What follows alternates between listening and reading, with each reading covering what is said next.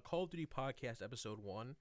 I don't really have a name for this podcast yet, as I have just started it. So if you have any suggestions, go ahead and leave them in the description below. But realistically today, we're just going to be talking about CWL Birmingham and just sort of preview the event.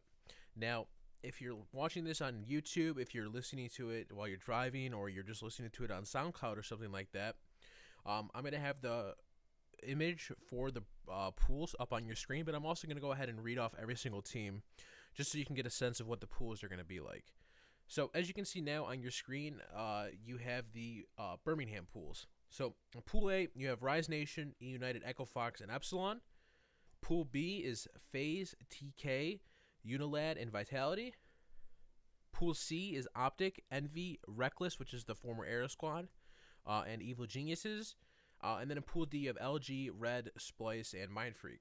So we're going to go into each pool, talk about each team, their strengths and their weaknesses, and then we're going to just give a little bit of predictions towards the end of the show. Now, I'm not sure how long this podcast is going to be. I'm just going to be realistically going into each pool, talking about each team, like I said. So I'm just going to go ahead and talk, and however long it ends up being is how long it's going to end up being. So in Pool A, you have, like I said, Rise Nation, E United, Echo Fox, and Epsilon. Now, Rise are going to be the clear favorites for this first event. The roster of Methods, Gunless, TJ, and Looney. This roster plays the meta perfectly. They have two strong sub players in Looney and TJ, the best flex player in the game right now in Gunless, and just a solid lockdown AR in Methods. They are the only team in the league currently to have greater than a 70% win rate in all three game types, which is an absolutely astounding stat if you're a Rise Nation fan. And I think that this is pretty much their pool by ease. I really don't see them struggling with any of the teams in this pool. The United and Echo Fox matches might be close, but they should be able to take those with either a 3-0 or a 3-1. So then you go into the second team in the pool, E United, coming off a hot regain session. These guys were, I think, 2-6 or 2-7 in the Pro League, and ended up winning their last, I think, 4 or 5 games in order to qualify for the Pro League, which is something that we've rarely seen done before. This team was on rock bottom, and they climbed back towards the top. So you have Clayster, Arcides, Silly, and Pristini on this team. Now, how are they going to do at Birmingham? Well, history would show that they would probably get a top 6 placing. This team has placed top 6 at every single open event this year, placing top 6 at Dallas, Atlanta, and New Orleans.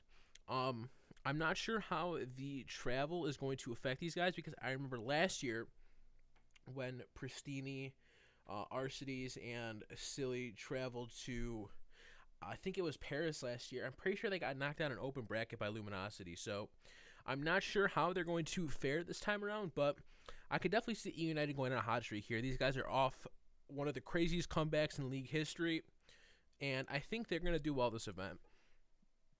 Do I think they can win it? Yes. Are they the favorites? No. I'm going to predict them in probably that top 6 range. I think they should be able to make it out of pools.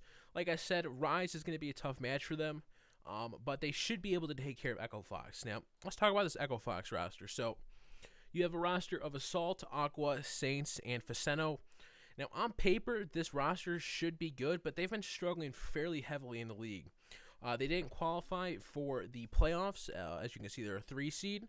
So I'm not sure what's going on with this roster right now. I think that the current meta, being that you need 2 strong sub players and a good flex player, as well as a lockdown AR, can tend to hurt them a little bit. With this roster, I feel that they all have really high skill ceilings. It's just that, like, one game, Assault will play bad, and then the next game you'll have Faceno play bad. They're just not consistently playing to the top of their levels as a team.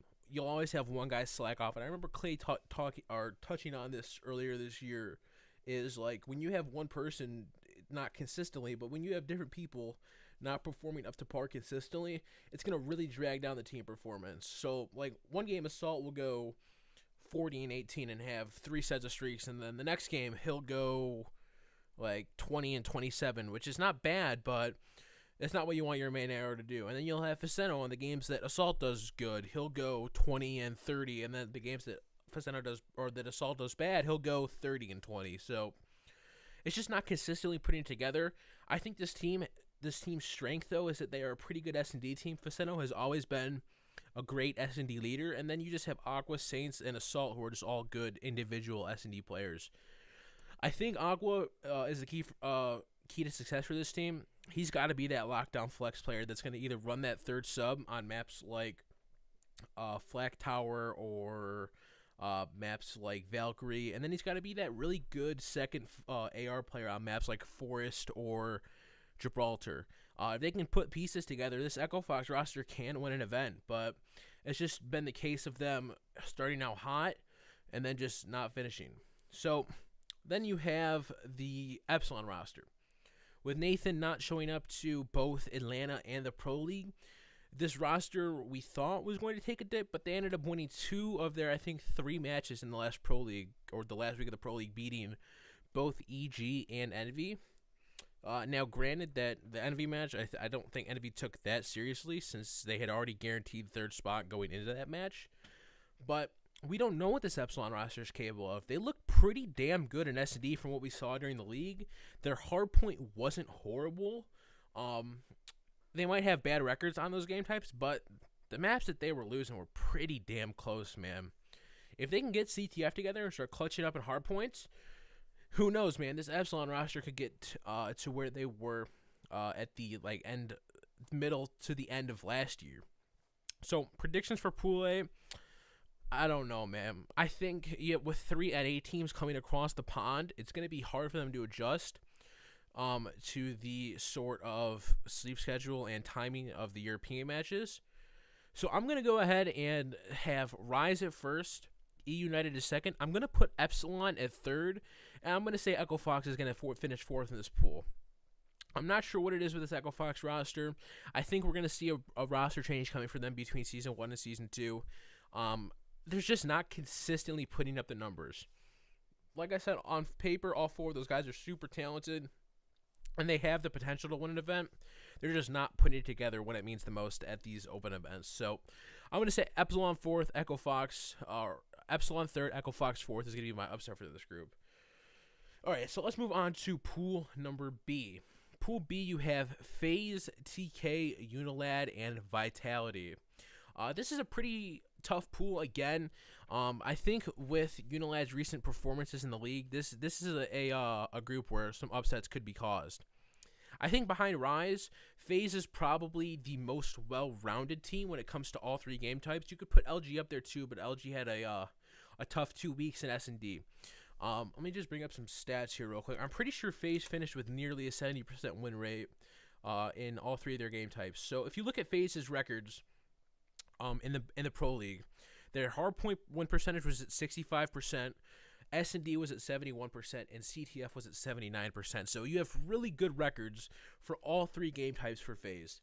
This, like I said, is a well-rounded team. You have a good AR and replays who just locks on the map, blocks spawns, does what he needs to do, and he just lets his 3 Slayers run around and do whatever the hell they want pretty much. You have Zuma, probably one of the most aggressive players in the game right now. He's averaging 57 engagements per map on a hard point, which is absolutely crazy. This guy's putting up 1.04 KD in hard point, just pushing out cuts to the max. Attached, sort of a slower player with 49 engagements, but he's really just collecting the hill time at 63 seconds in hill. And then you got Priesta, who's another top-tier flex player in the game. This team has this game figured out. They know what to do pretty much at all times. This is a good, structured team. You're not going to see them make a lot of mistakes. You're just going to see them capitalizing on their opponent's mistakes. So with FaZe beating LG twice in the league, I think you can call this FaZe team a top 2 or top 3 team, top 2 or top 3 team in the game right now. I think with their recent performances in the league, like I said, they have an 11-3 match win. Their only losses, I think, were E United, Envy, and Unilad, and 2 of those losses came in the first stage of the league. They only lost 1 match in the second stage of the league. So I think FaZe right now, top-tier team. The meta of the game suits them as well, with that 1 AR, 1 natural flex, and then 2 strong subs. Top-tier team out of FaZe, and I think that they could win this event easily, depending on how they play this weekend. Uh, Number 2 seed in this pool going to be Team Caliber. After a strong start from TK, we've seen them really fall off in the league. They didn't really have that bad of a performance, to be honest, at Atlanta at the Open event. Really, their only losses, I think, were Envy in winners round 1, and then they ended up losing to Red, who ended up placing second at the event. So they lost to the second place team and the fourth place team. Not really a horrible tournament for them, but after winning back-to-back tournaments, if you're not winning or placing second, it's going to feel bad. It's going to sting a little bit. TK, for me, when the meta really evolved into that 1 AR, 1 flex, and 2 sub heavy maps, when they play maps that require 3 subs, this team is going to struggle. It's just how it is. Chino and Accuracy are pretty much both AR players. I think Chino is nasty with a sub, but this guy is just unbelievable with an AR. So forcing him to run a sub is just taking away from his potential as a player, to be honest. On maps like Forest and Gibraltar, which are statistically their best hardpoint maps, this team is going to shine because they can run 2 ARs and 2 subs and be able to lock down lanes with both Chino and Accuracy. They're one of the best teams in the game who knows how to play the game. I think they consistently win maps where they're getting outslayed, which is really hard to do nowadays, especially on boots. But this team knows how to play together, and that has always been their strength. They know how to play together as a team. They don't rely on individual talent to win tournaments or to win gunfights or to win maps, series, etc. This team knows how to play the game. I just don't think that the current meta in the game fits their team ability, to be honest. So I think that they're going to struggle this event, to be honest. I think they ended up getting top 8 at Atlanta. I don't really see them placing much higher than that. I think there are a lot of teams who are better than them when it comes to consistently winning and respawn. I think that this whole gimmick of clutching up Game 5 S&D isn't going to... It's over. It worked the first 2 events. I don't know if it's going to continue. I don't think it's going to continue. And I think that, to be honest, they have a tough pool. And I can see them not coming top 2 in their pool. Number 3 in this pool is going to be Unilad. Unilad right now is probably one of the most scariest teams to play if you're in pools. They have Weskin, who is a lockdown AR player. This guy has consistently put up numbers in IW.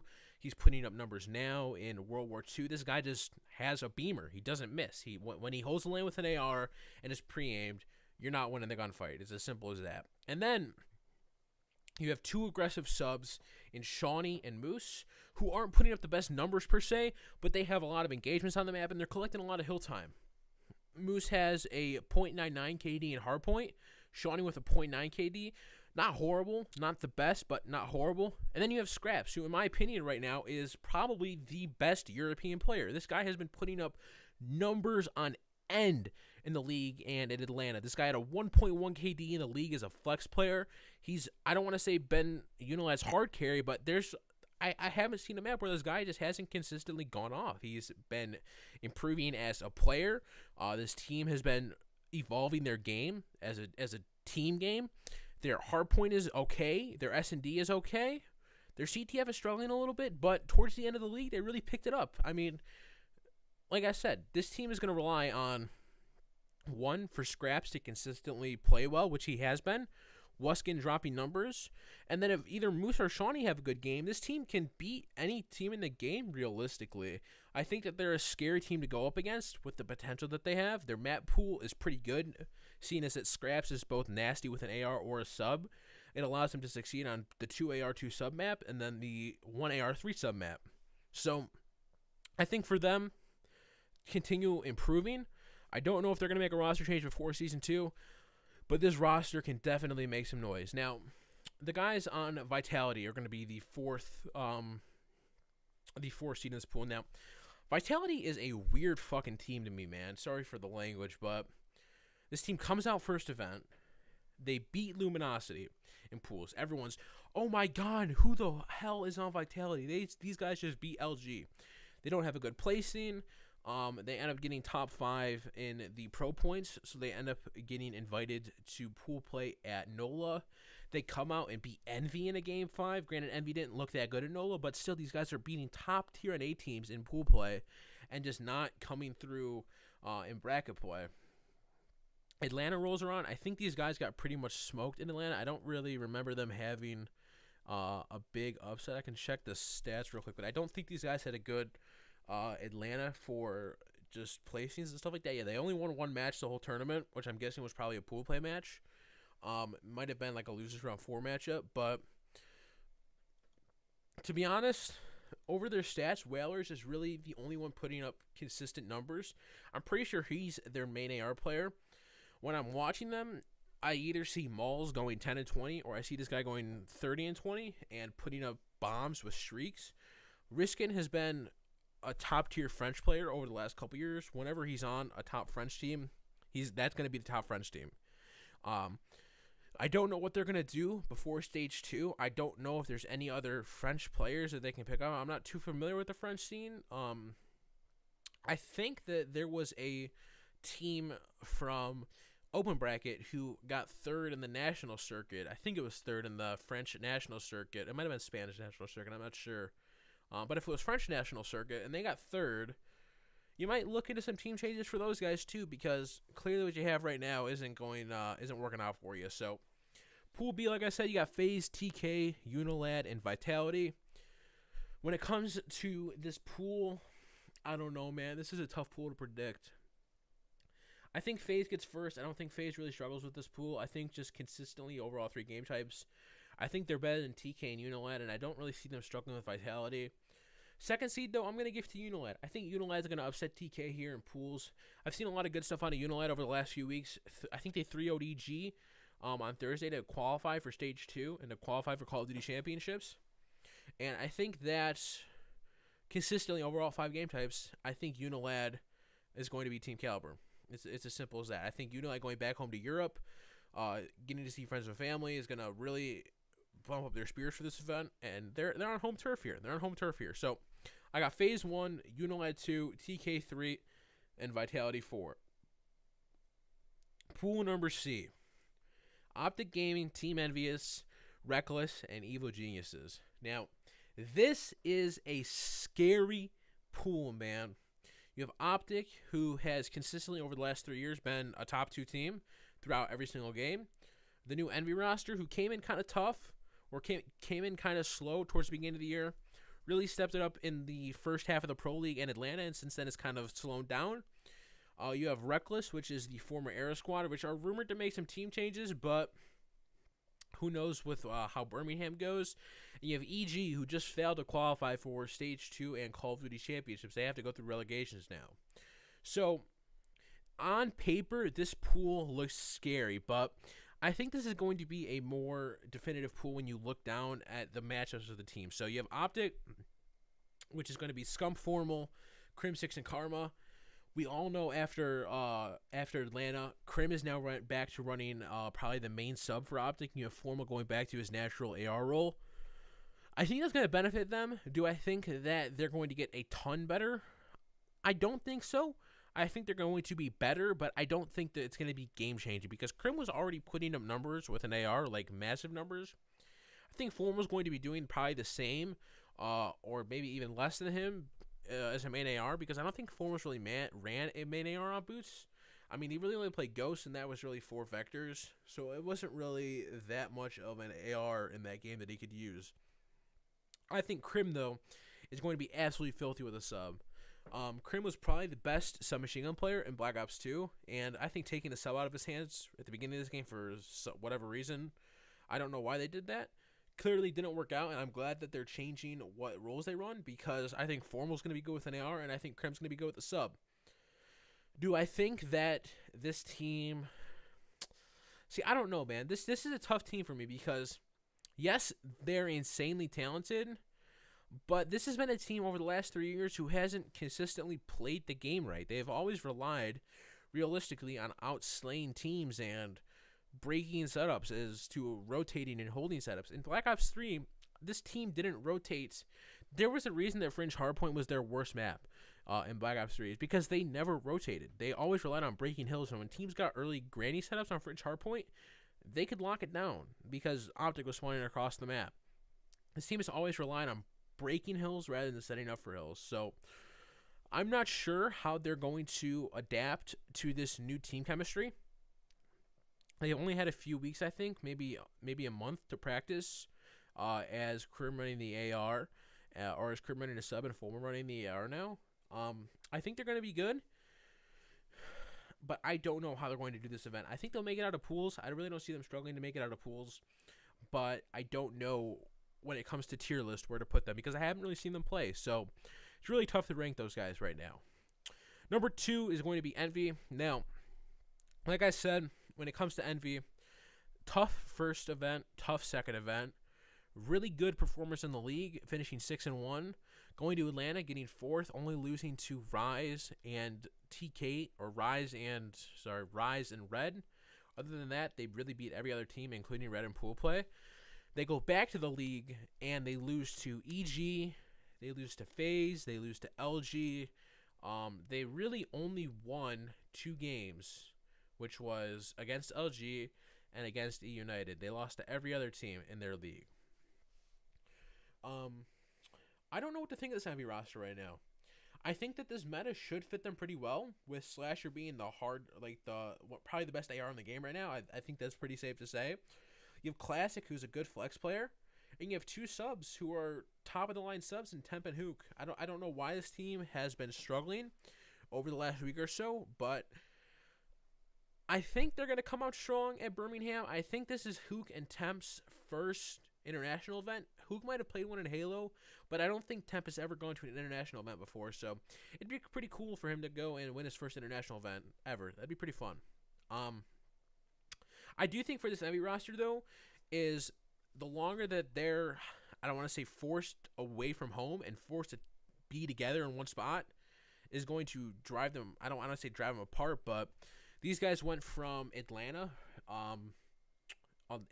from early March 8th, I think, or March 7th, to immediately flying to the league for 2 weeks, to immediately flying to Birmingham, to immediately flying to Stage 2 playoffs. So they're going to spend pretty much 5 weeks together without any time at home. I think their only time at home is they had Friday, Saturday, Sunday, Monday,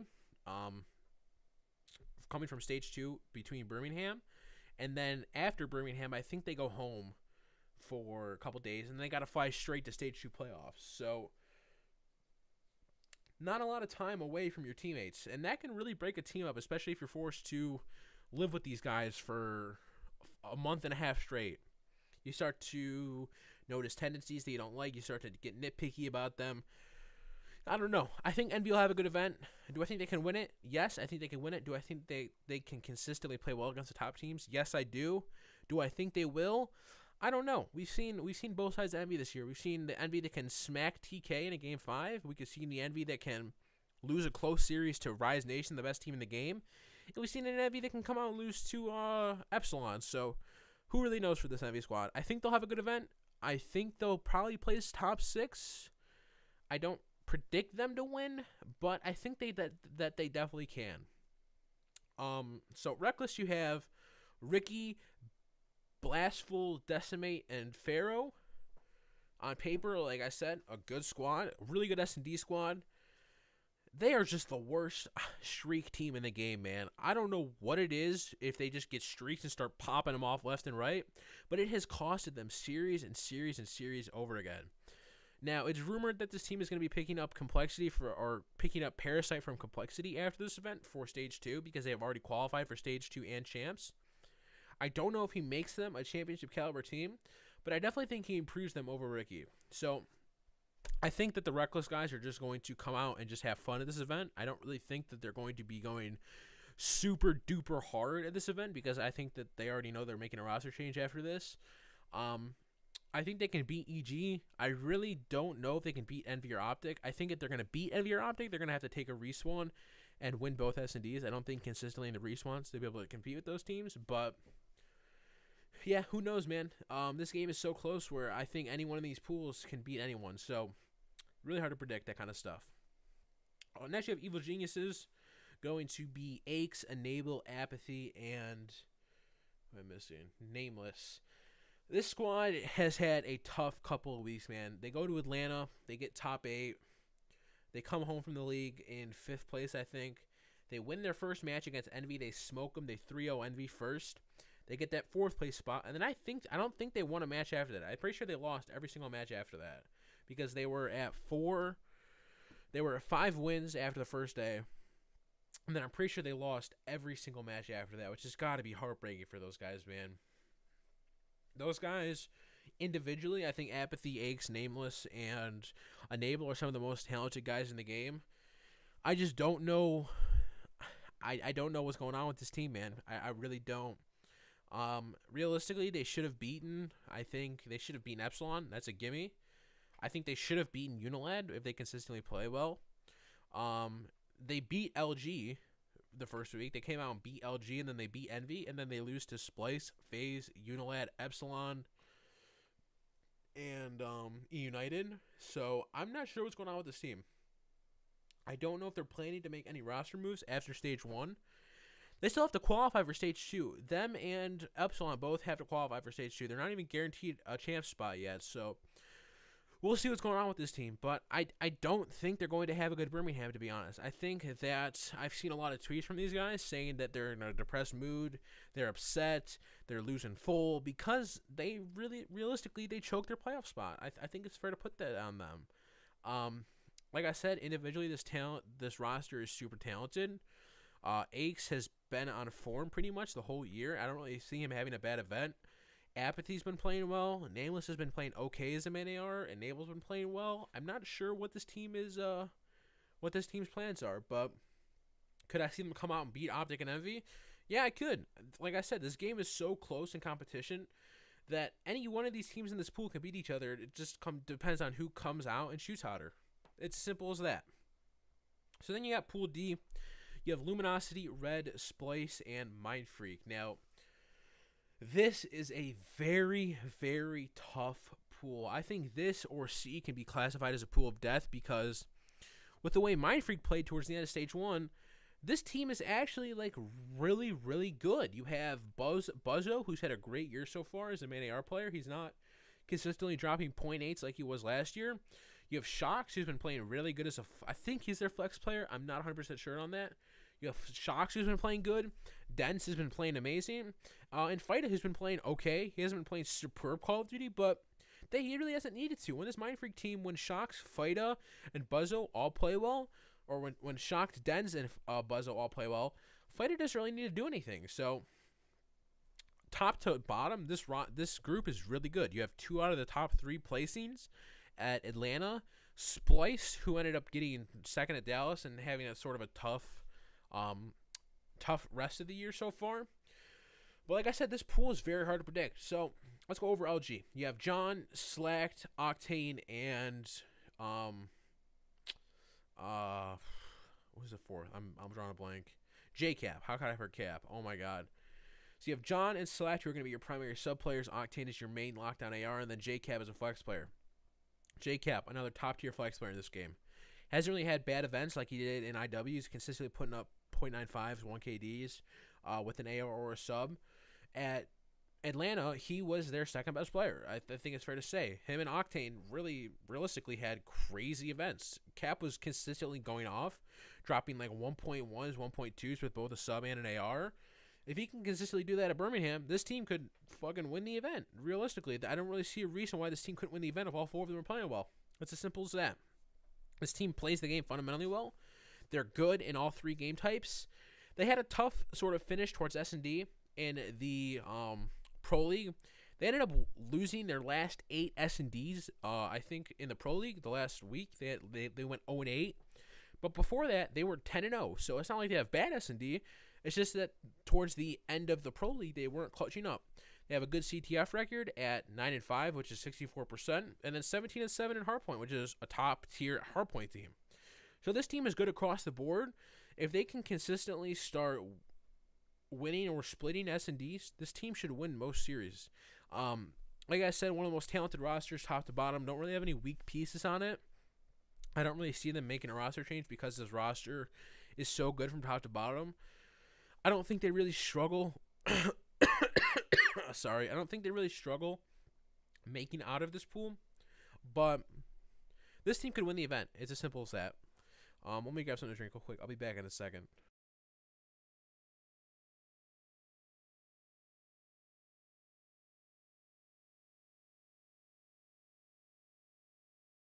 All right, had to take some water. Sorry about that. I've been talking for a while. I haven't really drinking anything. We're already going on 30 minutes. Holy shit. All right, so LG, top tier team. Red, again, a top tier team. Now, the interesting thing with this Red LG match is that I know there have been some speculation that Red has been the only team in the Pro League who's not really agreed to Gentleman's Agreement Primed out of the game. If you guys don't know what Primed is, it's the basic training that gives you 3 attachments as well as reduced flinch. Now, most of the pros have been pretty vocal about this on either Twitter or on stream, saying that Primed needs to go. And I agree with them. I think that Prime does need to go. I think that the Armored Prime combination is way too overpowered for subs to run right now, and Red is one of the primary users of that. I think Zero was probably one of the first players of the game to start really using that consistently on hardpoint. Now, I'm not saying that's the reason that Red is winning, but it's definitely an overpowered perk. I think Red will still be just as good, if not better, without it, but it's overpowered. I think it's overpowered. So we saw some banter on Twitter between Slacked and Zero saying that that Octane is going to be using M1. So who the hell knows what's going to go on in this matchup? We could see a bunch of gentleman stuff being brought on in this match, depending on what LG and Red decide to do when it comes to gentlemen's for this match. So Red top to bottom, you got Rated as your main AR. I think Zero is their flex player. I'm not entirely sure on that. It might be Josh, but then you have Joe and Josh, and Zero are really just all good with submachine guns. So the meta right now is going to be super good for this team because you have Rated, who's just a great AR, and then you have 3 submachine guns with a really good flex player. So I think this team across all 3 game types is going to be good, and I really don't see them struggling to make it out of this pool. And we're finally getting that Red Reserve and Splice matchup. Now, Splice has had a tough sort of last couple months, to be honest. They had a tough NOLA, a tough Atlanta, don't qualify for playoffs at Pro League after having such a good start to the year. I think that the iteration of this roster has finally come to an end. You have Madcap, Tommy, Bance, and Jerd. You have Tommy as your main AR player. Madcat is your flex player. And then you have Jerd and Bance as your 2 main subs. Now, I think this roster is going through the same thing that the TK roster is going through right now. The roles the game require as a good flex player, a good AR, and 2 subs. It's not fit for this team. You have Madcat and Tommy, who have, I think, primarily run primary ARs for the last sort of last 2 years or so. So I really don't see this team making noise at this event. Could they upset their pool? Definitely. Do I think they will? Probably not. I really don't see them beating Red or Luminosity with the way that they've been playing. So I think Splice is a good 3rd place team in this pool. But other than that, I really don't see them making too much noise this event. Then you have Mindfreak, the 4th place team in this pool. Like I said, when they're firing on all cylinders, this Mindfreak team can upset. Do I think they can do it consistently against Red and Luminosity? Probably not. So in this pool, I'm going to give LG the 1st seed, Red the 2nd seed, Splice the 3rd seed, and Mindfreak the 4th seed. I don't really think there's going to be that many upsets in this pool, but I wouldn't be surprised if there was. Like I said, top to bottom, pools are stacked nowadays. It's not just the top 2 gimme pools anymore. You're going to have 4 tough teams in your pool no matter what pool you are. So pools are broken down, like I said.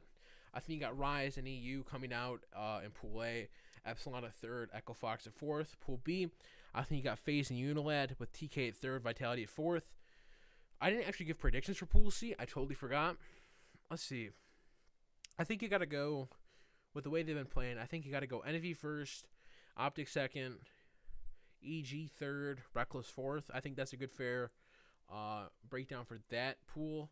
Like I said, D, you got LG, Red, Splice, Mindfreak. You don't really see any upsets in that pool. So let's go on to the top 8 for the event now.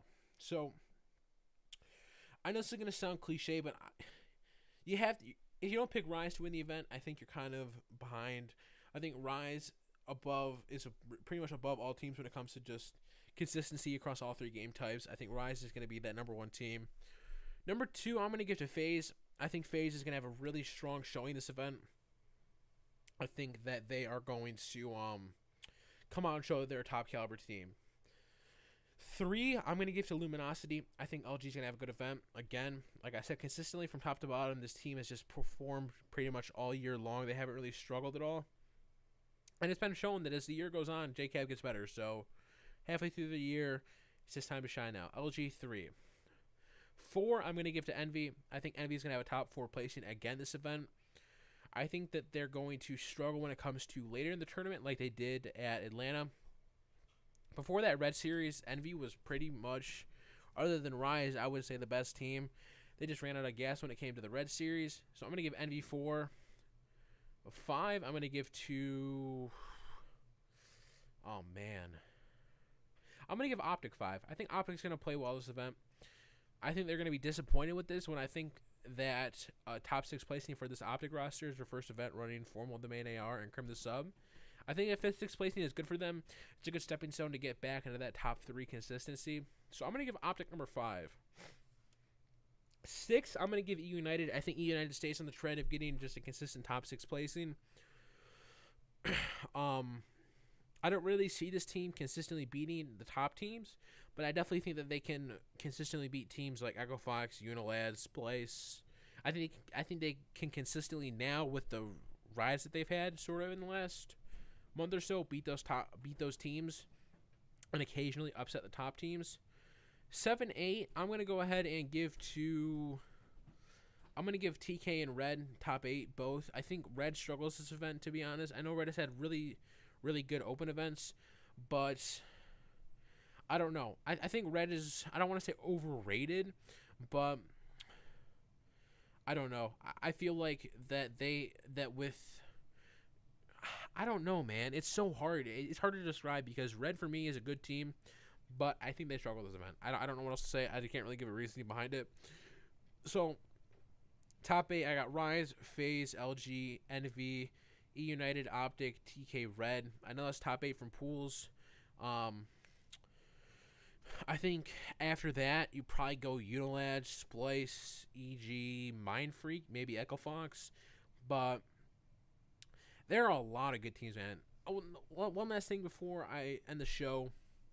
People got to realize that getting top 8 nowadays is kind of hard, man. Like, top 8 is like if you were getting outside of top 4 in Black Ops 2, your team kind of sucked. If you're getting like beginning of Ghost, if you were getting outside of top 4, your team was kind of horrible. Nowadays, it's hard to get top 8. Like, look at the talent that is in these pools, man. There are so many good teams now. There are literally 12 teams can win this event, and I literally wouldn't be shocked. There are so many talented teams who could beat any other team on any given day, depending on who shows up to play. So it's really hard to predict who's going to win, like I said, these pools. So, yeah, thank you guys for tuning into the first ever Call of Duty podcast. I don't know what I'm going to call it yet, like I said. So if you have any questions that you want answered in the next podcast, or if you have a suggestion for a title, please go ahead and leave it in the description below. Thank you guys for tuning in. Peace out. I was